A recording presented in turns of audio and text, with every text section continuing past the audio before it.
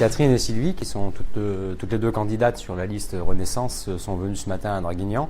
Ça a été l'occasion de leur faire découvrir l'école de la Deuxième Chance, qui est située juste derrière la permanence. C'est, je crois, un bel outil pour la jeunesse de notre territoire. Et trop peu de gens le savent, mais finalement l'école de la Deuxième Chance est financée en partie par l'Union européenne. C'est un projet qui est né en Europe et qui a été lancé par l'Europe.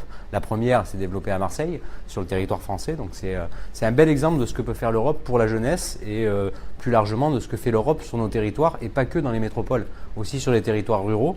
On arrive à avoir des fonds européens pour développer des projets. Donc c'est une élection qui sera de toute façon majeure. J'ai trouvé ça particulièrement bien parce qu'on sait, notamment pour les européennes, que les jeunes ne votent pas beaucoup. Donc les jeunes, les femmes sont le public qui vote le moins. Alors j'ai trouvé que leurs questions, par exemple sur l'Europe économique, comment elle se situe, et sur leur avenir au fond, étaient particulièrement touchantes et intéressantes. Et ça m'a permis à moi aussi de m'interroger sur la façon dont je vais appréhender les sujets, est-ce que je suis pédagogue ou pas, comment je me réapproprie les sujets pour les expliquer simplement et savoir répondre à ces questions. Il n'y avait eu que des questions intelligentes, j'ai trouvé. D'abord, ça me permet de découvrir Draguignan parce que si je connais le Var plutôt côté côte, c'est toujours intéressant d'aller voir à l'intérieur des terres. Est-ce que c'est le temps merveilleux qu'on a aujourd'hui, cette grande avenue Clémenceau, etc. Moi, j'ai trouvé ça très agréable, ce moment que nous avons passé, chaleureux, etc.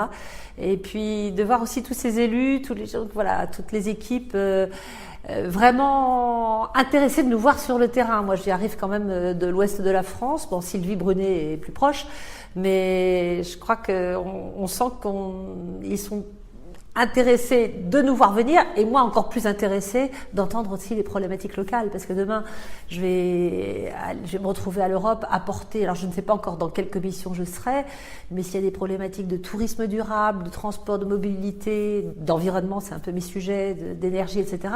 C'est bien quand même de sentir, de prendre le pouls du terrain avant d'aller à réfléchir un peu là-haut à tous ces sujets.